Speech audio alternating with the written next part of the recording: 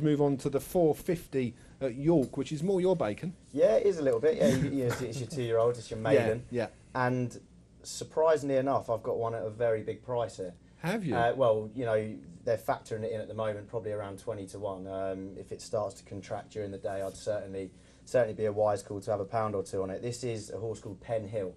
Now, its breeding is, you know, it's by Mount Nelson, but on the dam side, there's already been a 1 mile winner this season in the form of Duchess of Seville.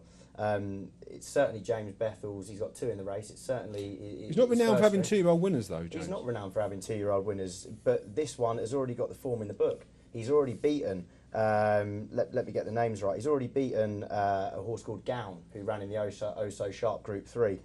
He's already beaten another horse in this same race by 3 lengths, and the form's in the book there, and the pedigree looks good for me. He's looked very green, 20 to 1. He's looked very green. Do you think now after 2 runs he'll be a little bit wiser? I certainly think that as well. Honestly, if you're looking for a horse where there's not too many negatives beside it, I think the fact that you look into your race card and it says, Bethel, everyone thinks, well, I don't know if I can back these 2-year-olds, but honestly, if you're just looking at form and pedigree, then I think he's a great shout.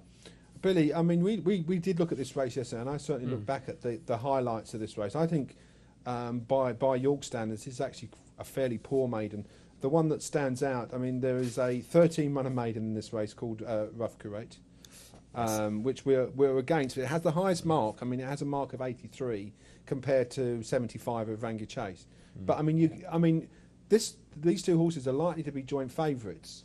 Does it show the weakness of the race? I don't think they will, actually, but I think the 13 race maiden, I mean, she's been handicapping, coming back into maidens. Maybe the trainer thinks this is a good opportunity. This is a winnable maiden. I'd say I've sat and watched Tom win every maiden race that's happened today backstage, so I've quite listened to what he says about Pen Hill. I think the Richard Hannon filly, Crystal Nymph. No, why? Because I spoke about this earlier. This is one that I would put a line through. Yeah, but you did have a reason. You said, you know, he's run at Goodwood, right? I think with Salisbury, she made a debut, ran a fair race, a typical sort of starting point. Looked like she'd improve next time. Went to Goodwood. I saw her at Goodwood. She was held up at the back, quite a long way back, in a race. They didn't go great pace, and the first 3 were always prominent. Nothing from behind really got into the race. Just didn't work out for her. What I've also seen on the 2 starts there is that, you know, it's been a Hannon 2-year-old, and it's been 7 to 2, 7 to 2.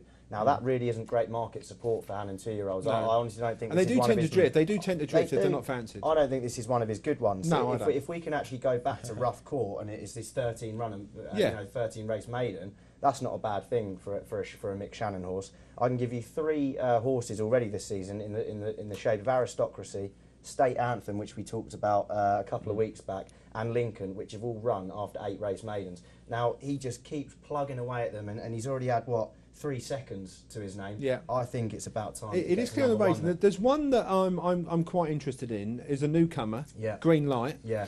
When Peter Chapelheim and Jamie Spencer match up, they have a very good strike rate, about 30%.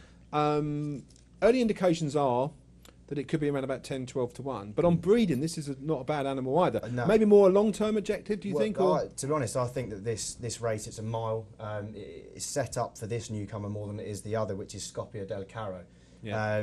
If you actually look at it, the breeding on the dam side as well has a lot of mile winners. The only note that I would put next to it is that it might be slightly better. It might work slightly better on the all-weather.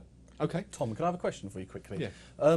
This time of year, obviously, late 2-year-olds. Would you say a trainer is notoriously good at this time of year, one to follow for our viewers at home? No. You wouldn't say there's a particular trainer? Well, normally it's actually Godolphin, but they've started earlier this season. You can normally guarantee October, November time, Godolphin would put out their good 2-year-olds later on in the season, but they've had a particularly good July and August time. We've got to move on to the jump racing. We don't leave Sandy out too long. So, Billy, what is your selection in this York?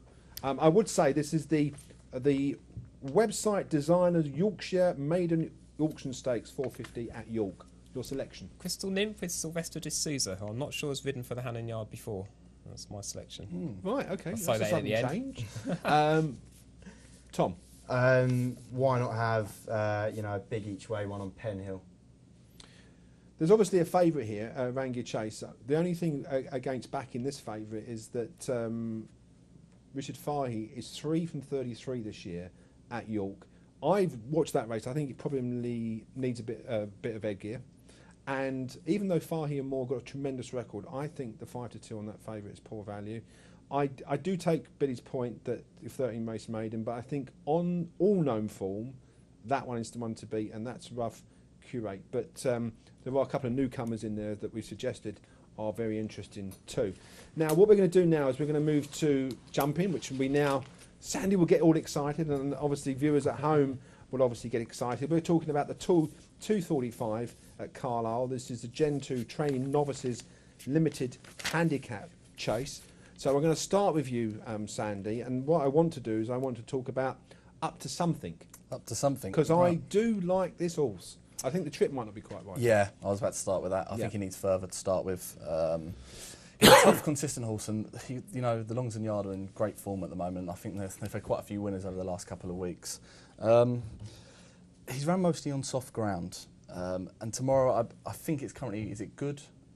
Good at Carlisle. It's good. It's good at good ground, yeah. I'll be slightly concerned on the shorter trip on Charlie good ground. Longston has run this horse over 2 miles before. I think it'd be better over further.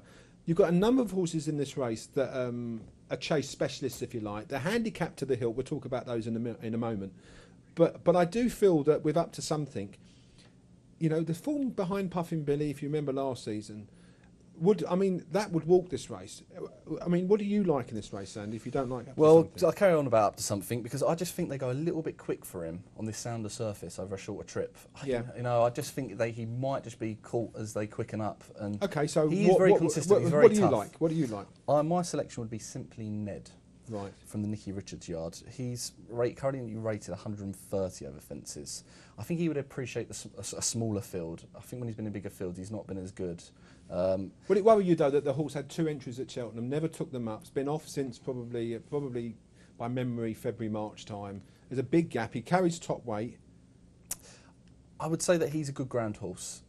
Even though he has won on the soft, I think he won at Ayr, but he was pulled up at Aintree behind a horse called Manila for Fitness, I think he said, from the Nicky Henderson. Yeah. They've got the new rules in the novice handicaps now, where you can go straight into a novice chase from your handicap hurdle mark. Sorry. Yeah. So it's very interesting that a lot of trainers are going to be taking this up. Have we got any views from Tom or Billy? Billy, you've got a view. Yeah, I quite like the look of Jetmaster, who tears off. He pulls far too hard, and the fences in front of him could be a real challenge. But if he jumps them, if he pings them, he could go off a really long way for Lucy Alexander. Yeah, he is very keen, and he can go off very quickly. And is there a quick mention about any other? Because I do want to. Yeah, I do. People have tweeted in. We've got to get the order at Kempton as well. So I don't think £20 Luck can win. I think he's off a high enough mark. No, so I agree with you there.